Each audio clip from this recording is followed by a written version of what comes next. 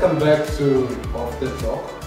Today we have a very, very special guest, Zwelethu, originally from the Eastern Cape. And we're going to have fun with you today, Zwelethu. Believe me and my son, we normally have a lot of fun with the guest. And just to kick it off, I really would like you to take some time, tell us a little bit about, who's Zwelethu, where you grew up, and maybe you grew up heading some cows or sheep or something from the village. Most CEOs that we see, they start from the bottom to the top. So over to you, Zwelethu. Who are you? Sure. Thank you very much, gents. Really appreciate the offer to come and spend some time with you. Yes, I wish I could say, I come from a village and was, herding cattle and sheep. Unfortunately, or fortunately, that's not my story. I come from the Eastern Cape, yes. I come from a town called Utenhage. That's where we make VWs.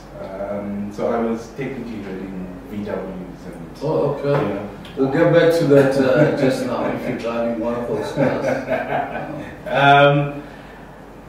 So I think most of my life was spent there. I think we moved back to Utenhage. I was about I still work in Standard, so Standard 3. Before that, we were in Cape Town. It happens.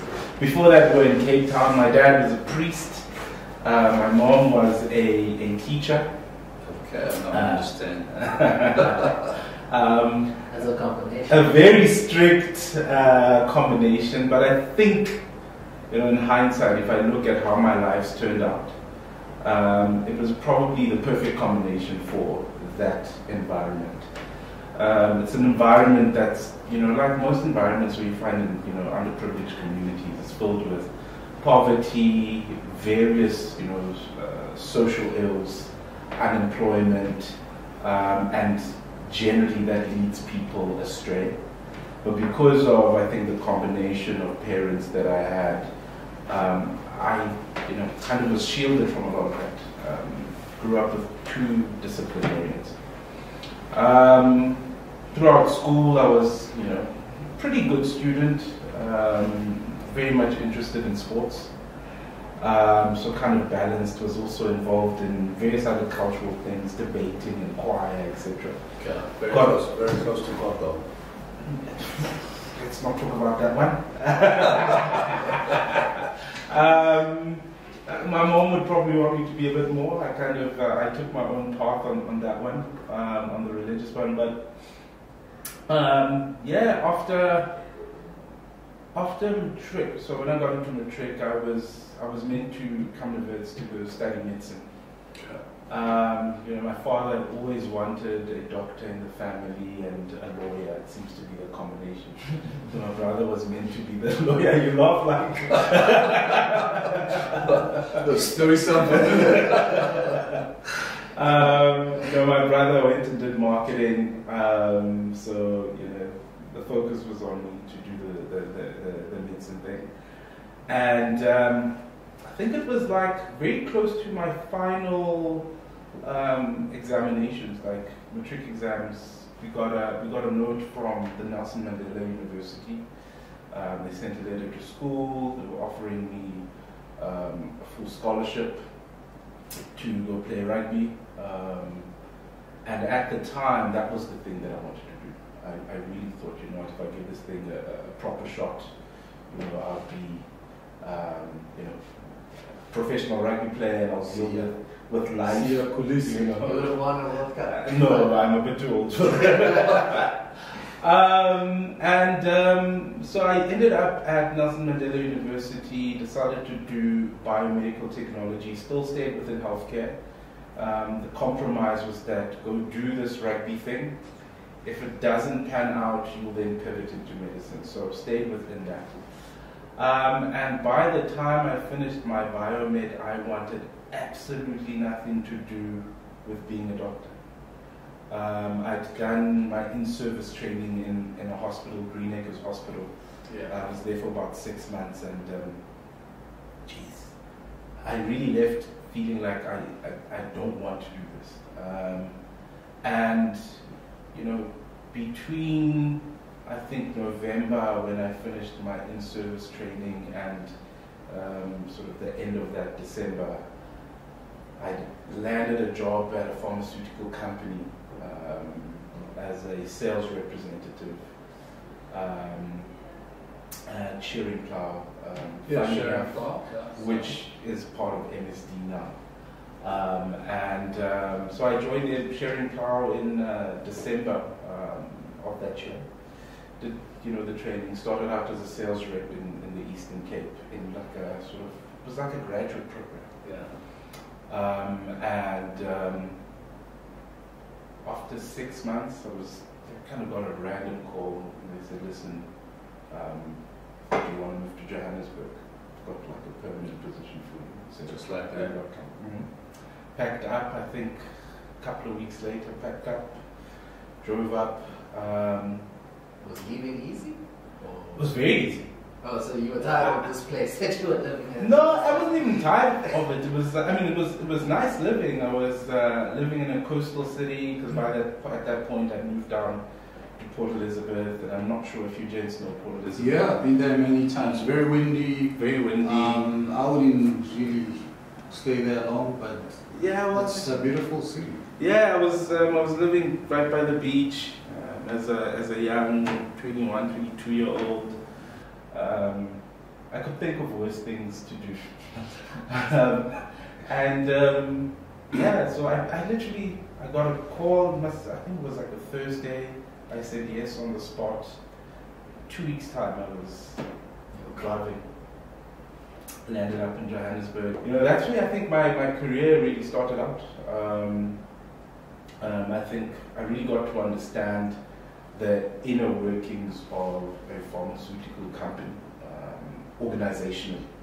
Kind of understood the medicine, I understood the science, I understood, you know, engaging with customers. Yeah, the commercial side. But the commercial and the inner belly of the organization coming up to Johannesburg was really what gave me that in-depth sort of understanding of it. So, how do you spend time with your kids? Do you know, most families, and I can kind of relate to that, spend time with family by having dinners or outside or inside or do stuff all together.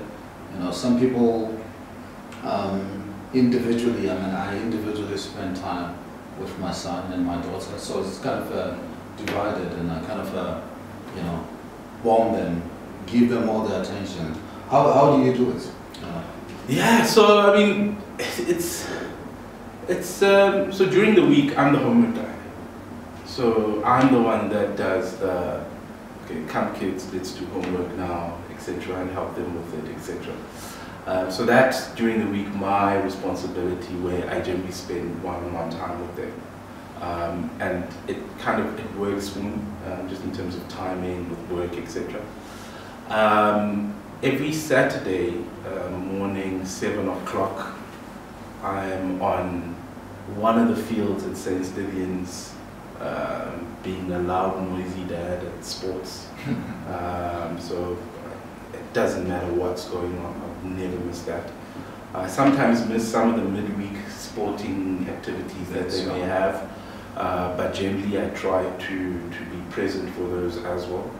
And then Sundays are just generally like those family days. We're all kind of in the house together. But I try as much as I possibly can, both during the week and on weekends, to just be around them. They're still kids at the moment, so they don't have, you know, individual sort of hobbies and things that they like. Yeah, they're still going to grow into those. They'll grow into those, but for now, I think, you know, best time of my life is when, you know, those Saturdays when they've got sports. I was actually chatting to my son now. They're starting their formal basketball extracurriculum thing now at school. Oh, the season's starting. The season's starting for them now. So it's the first time that they're actually going to play externally with other schools. And for I don't know how he developed it. He's just a basketball nut. I was chatting to him, like, we're excited about, you know, the season, etc. So that's our thing now. So I try and bond with them, you know, around whatever it is that's of interest to them at that particular point in time.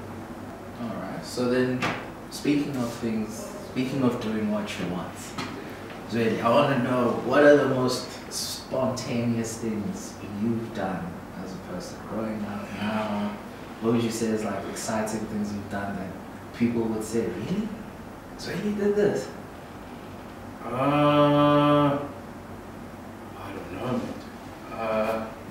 I mean, especially because you're kind of the son of the priest, the teacher, very strict environment. You grew up very close to, you know, the Lord, inside the churchyard, you know. So I'm sure there are things that stand out that people won't naturally see them. Yeah, because people probably have you like box. Look, I don't know if it's spontaneous. I used to, and I still do love music, so I'm crazy about hip hop. I used to be in a little crew back in the day in varsity. Yeah, so it's that, but I've never been the kind of person that, other than that, and just being involved in arts. So creative arts, we started the Creative Arts Society at university, did hip hop. So creative arts, is that like, what does that all So it was all creative arts. So you had painters there, you had musicians, you had, you know, poets, rappers, singers. You know, it was so just anyone who had a craft. Anyone who had a craft, that was your own. The only prerequisite is that you needed to have dreadlocks. I'm kidding. At the time, I had these scruffy dreads. Dreads? Yeah. How did you get around that, man? I just had them. I was in university. The father, the priest, was... So my dad, funny enough... Sorry, man, I'm interested. No, he had a life before being a priest. The story of him being a priest is a weird one because he was working towards being a quantity surveyor. He was studying for that, etc. Came back home randomly, and he was an incredibly bright guy. My dad was, you know, a very, very bright student. And he came back home one day and said, listen, I'm going to, at the time I think they were still dating. He said, I'm going to theology school, I'm going to become a priest, and he disappeared. He literally, I think he told my mom, he told his family, and he came back a few months later when they had their break, because he was studying out in Pietermaritzburg, and his friends were like, where do you come from? And we told them, and everyone was like, you. Sounds like you had a calling. But before he did that, I mean, I see some of the old photos, and my dreadlocks were nothing. Chump change. Nothing compared to. So you took after him. Yeah, I'm very much like him. So I look a lot like him in personality as well. Very much the same. It's this sort of weird combination of incredibly playful, but also incredibly intense. It's this weird thing. Like my mom even said this when she was with me over the holidays, and I don't know what was happening, and she kind of looked at me and she said, "You're doing that thing with your eyes that your dad used to do." That's spooky, man. Like, how do you handle stress if you do have any stress? I mean, you look like your father prayed for you. Everything is green for you. You don't have problems. Everything works for you. So I mean, how do you generally handle stress? So I'm sure you've seen tough days and better days. Oh no, I've seen terrible days. I think that the most stressful day for me that I can remember in my career, I got announced in the MD role in February. in COVID. Well, yeah. Actually, the announcement was done in November the previous year. Then the start date, the formal start date, was the following February. On the 25th of Feb, I had to announce retrenchments. And so now you get in front of, you know, an organization, you're 20 days into your job or something, and you have to inform people. This is like the real test. That you have to inform people that you're retrenching people. And all of a sudden, you know, the daggers come out. And also, being new in that role, I didn't want to throw my team under the bus, so I took it all on me. I'll do the sort of the town hall and I'll communicate this thing. But it was crazy how immediately everyone was like, you starting 20 days in, you're firing people. And like, guys, just think about it practically. It's not possible. Just think about it practically. So it's really not possible for me to announce a whole retrenchment 20 days into my job without it having been something that had been looked at or worked at. You know, you're basically, I mean, how, like the nicest way to put it is like they put you on the guillotine. You're just the guy who drops the axe. You're not the guy who decided that those people must be. Yeah, but also I was part of the leadership team before. So we'd done all the analysis, we'd done all the work collectively. It wasn't a complete surprise because we all knew that the business was, you know, we were moving towards a reorg, and all the contributions were done by various people of, you know, that leadership team at the time. But you have to go on the podium. You have to go on the podium and announce. You ever watch the movie called Breaking All Rules? Mm-hmm. Okay, so it's not too late. I'll check it out.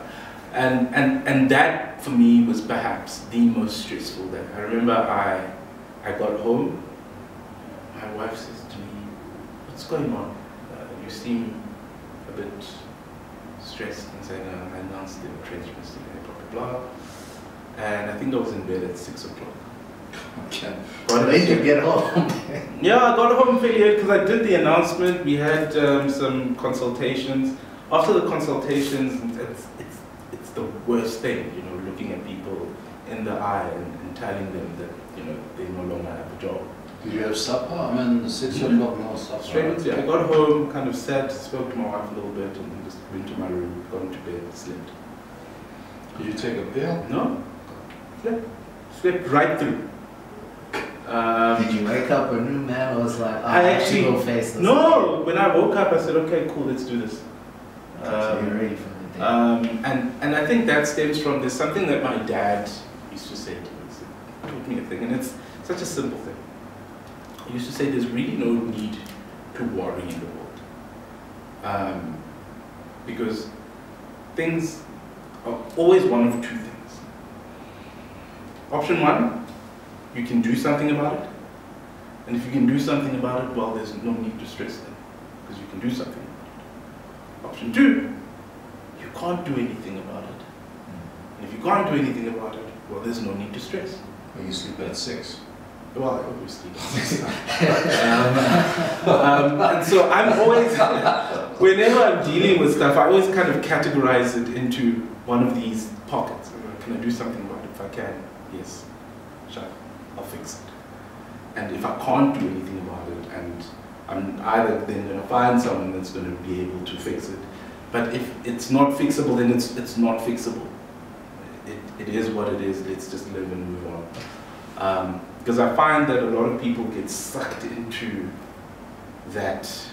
The things that the are weeds in their control. You can't do it. It's not within you. Focus on what you can do. And I genuinely force myself to take on a positive attitude into anything I do in life. And so it's very rare, aside from that, that you'll find me moping because of circumstance. I refuse to let myself think like that. Wow, that's a very rare experience you had, sure. But I mean, it's almost like joining the gangsters or the mafia. And giving you the gun. That's a sure if you're really a good member or you fake. Yeah,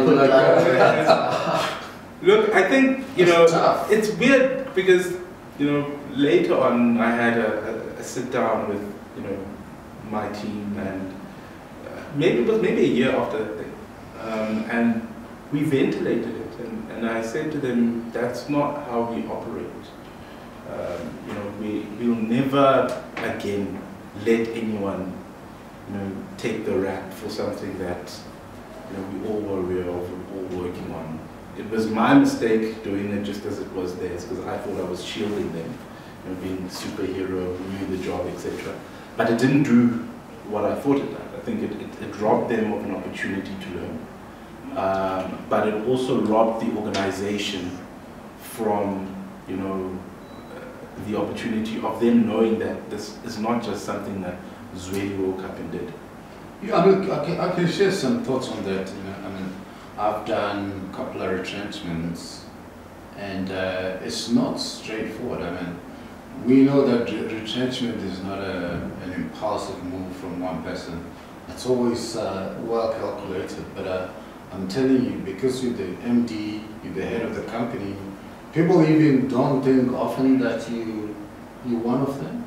Once you're MD, they think you're some sort of head office agent coming in, even though like a couple of days ago you were part of the LT working out this what works and all that. They forget through that fast. I've seen that a few times. I've done a couple of reorgs, and it's probably one of the kind of toughest part of our jobs that we have to do. It's because for business to thrive and get to the next level, you obviously have to make those tough decisions in terms of where you place your bets, and get everybody to start believing into that, which often is like, we always have done it this way. Why are we changing? You don't like us. No, 100%, and what you're saying is true. You almost are always like an outsider. I always make fun of people. I have these coffee sessions where random selection of 20 people across the business are invited to a coffee session with me, and we just chat. And I always say to them, I see you guys when you're walking down, and maybe you go to the canteen and you turn the corner, and then there's Zwelethu, and then you quickly kind of when I turn back. I see that, but one of the things I said to my team when I started, I said, I'm conscious that in the role that I'm in, I have to give you trust. I have to trust each and every one of you off the bat right now. But I know that I have to earn your trust each and every day as your leader. And that's just the nature of human beings. Yeah. Where they'll say, you're not one of us. And I have to earn their trust through being honest, through being a man of my word, and really doing what I say I'm going to do within the business. And even when the things I have to say doesn't sit well with them, I still have the strength of being honest with them and saying, listen guys, this and this is not going to happen because of X, Y, Z. And so I very quickly kind of took on that attitude towards it, and I think for me it's helped. The notion of giving trust just means that I allow my team to do what they need to do. I'm not a helicopter that hovers over them. And earning trust is just something that I realize, I know, it's what we need to do as leaders. You can lose trust like this. 20 years being, a model citizen or a model leader, you do one thing wrong, you're out. And so it's something that's, is always front and center in my mind. Cool. Any parting shots, I think, from you? Anything that you want to tell me and Tlhatshe?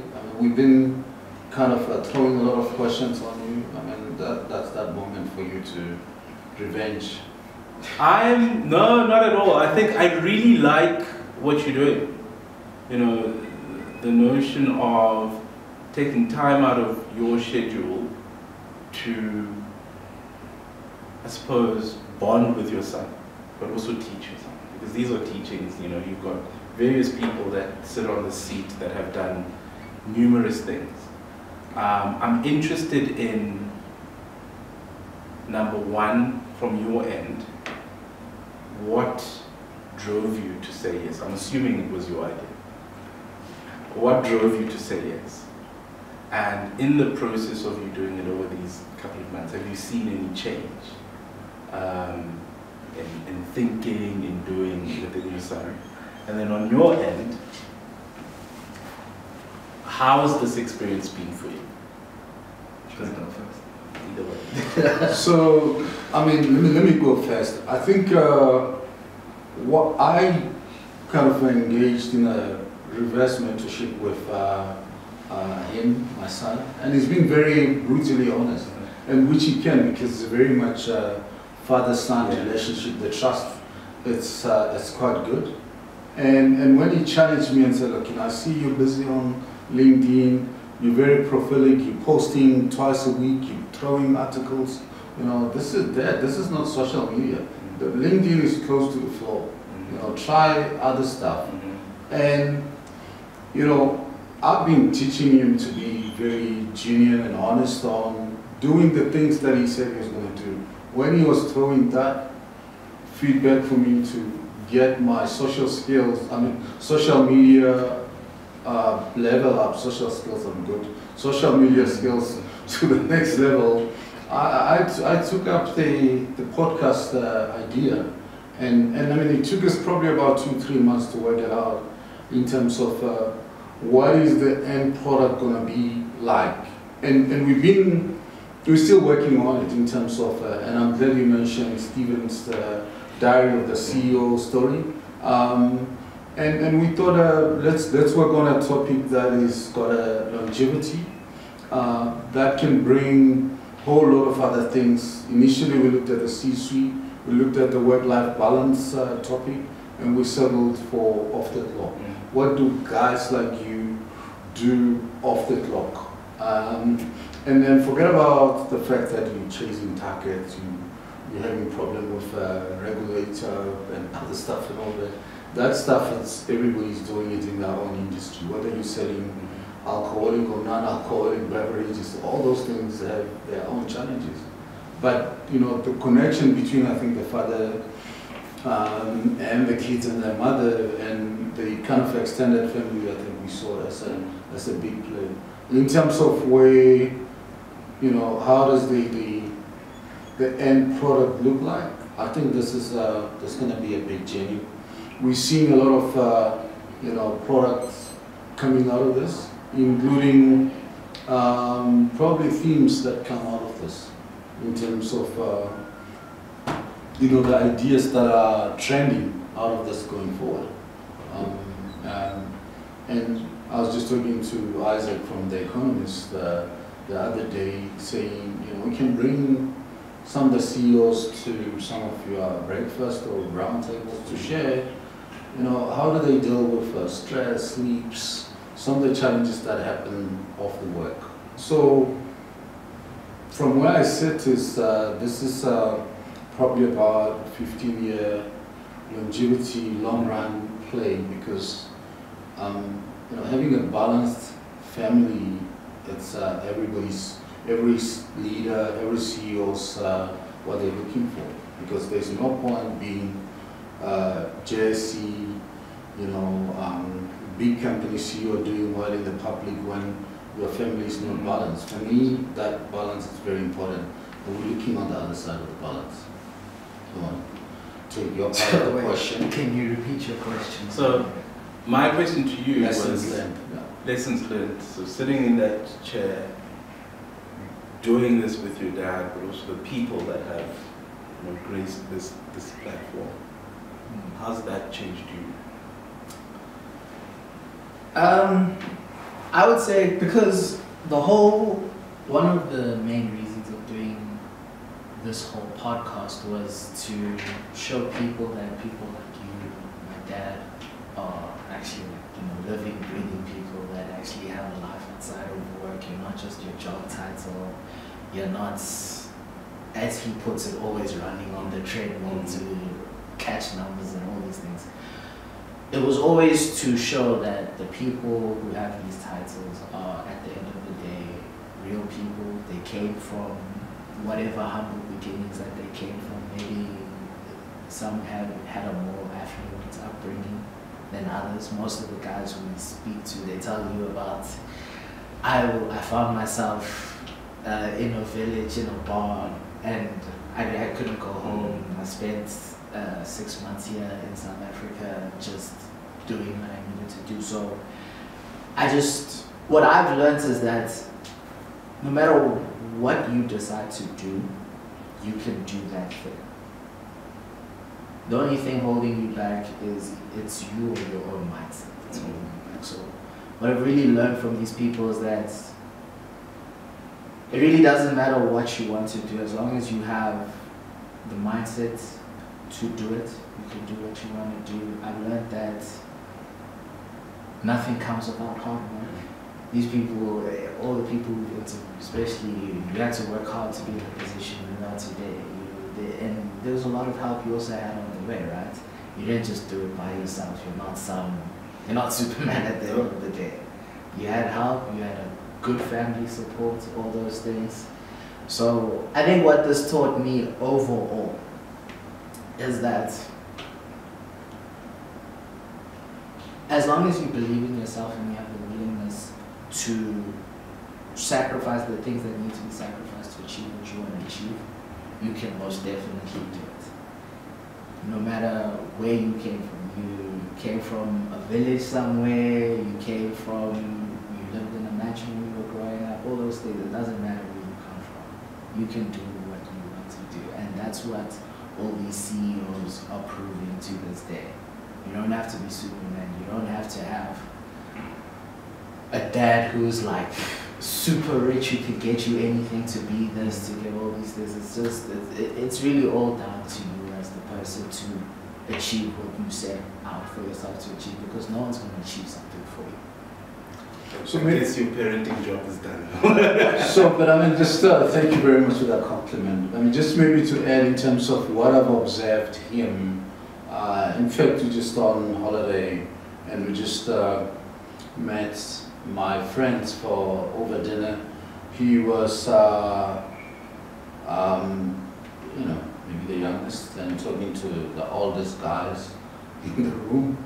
And what me and his mom kind of observed was his ability, agility to connect on any topic has just moved from, you know, probably not from 0, but maybe from 10 to 70 very quickly. He's very comfortable in that type of a thing, which is quite good. And also just you know, to relate and get the finer side of the social skills. I mean, I've just seen him explode in that way.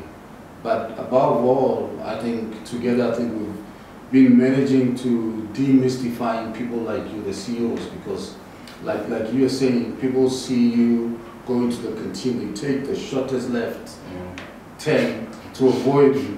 We're trying to make sure that they come straight, you know, to you, which is it seems to be working so far. So we try. Yeah, and thank you very much for gracing the show and spending the time with you, and especially the question in terms of you know, what is the end game? Where are we going with this?